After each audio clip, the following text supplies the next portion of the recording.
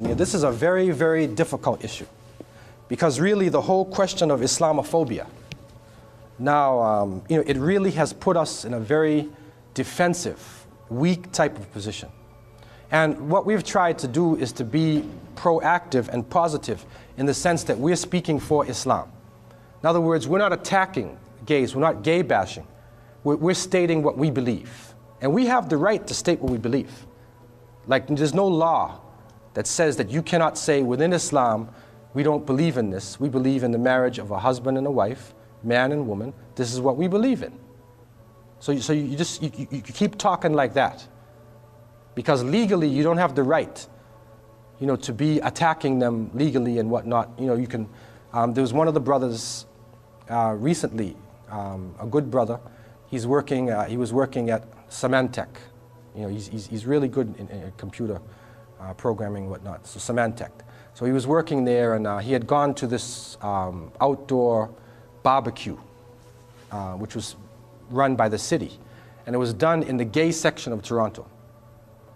And so all these men were couples were coming, weird looking, and they were doing things, and so he couldn't control himself.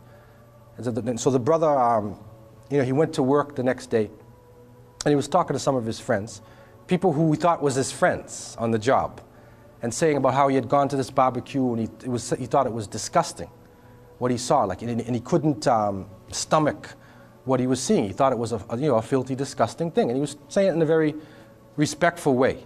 The next day, he got called down the office, and they said, did you say the following terms? Did you say these words?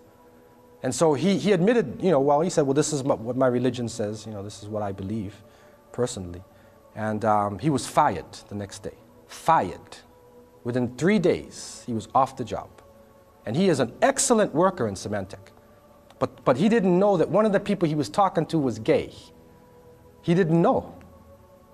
Right? And so they moved that fast. And according to the laws now, it is like calling somebody a racial name if you say this. So it puts us in a weak position in a sense when you're working and you're in school. However, we can state clearly what our religion, what we believe in our religion, and we can take this strong stance, whenever people ask us about our own way. And you don't have to say that you agree with it. You don't have to say that. The only thing you cannot do legally is attack it. You're not supposed to attack it. This is where they come to us. If they come within our own realm, then we will say exactly what we want to say. Okay, some of us will go all the way out because we don't care anymore. Like when they came to Toronto, some of them came, the gays in Toronto were Muslims. Well, iyadu billah. They were from Muslim families, and they were on the gay strip trying to get picked up. And it was racism, so the white gays only wanted white. So all the brown ones found themselves together. And they went to the gay community center and they complained, and the government gave them a grant. And they called them a minority within a minority. And so they formed a group called Min Alaq. Like the Quran says, خَلَقَ الْإِنسَانِ مِنْ عَلَقٍ. That man has been created from a blood clot. It's always talking about these things. So they formed this group, and they sent out flyers, and they called it something like homosexual, as they call it, gay, lesbian, homosexual, Islamic support group.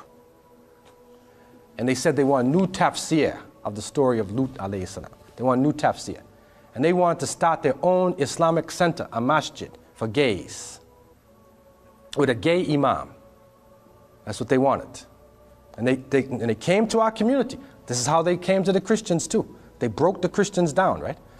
But the leadership took a strong stand. We took a real strong stand against it, and openly condemned it, and said openly to the newspaper, this is our position.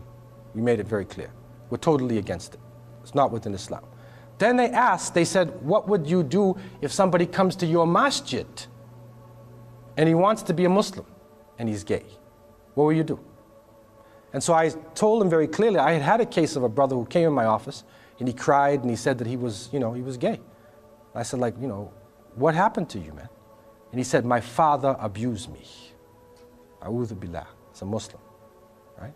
So I felt sorry for the brother, and I said, do you realize that there's something wrong with you now, psychologically, because of this abuse? And he said, yes. So we work with the brother, send him to a psychiatrist, and then work with the brother, and now he's part of the community. So this is a very crucial issue, and it requires some wisdom in the words that you use. They'll accuse you of homophobia. So you have to watch your words, whoever you're with. However, you have the right to state clearly what Islam believes, what it says, and what you believe as a Muslim. Because even the Catholics, to a certain extent, still maintain, and the Orthodox Jews still maintain a position where they don't accept it. Sodom and Gomorrah, Lut, the prophet Lot, or Lut alayhi salam. Those stories are clear.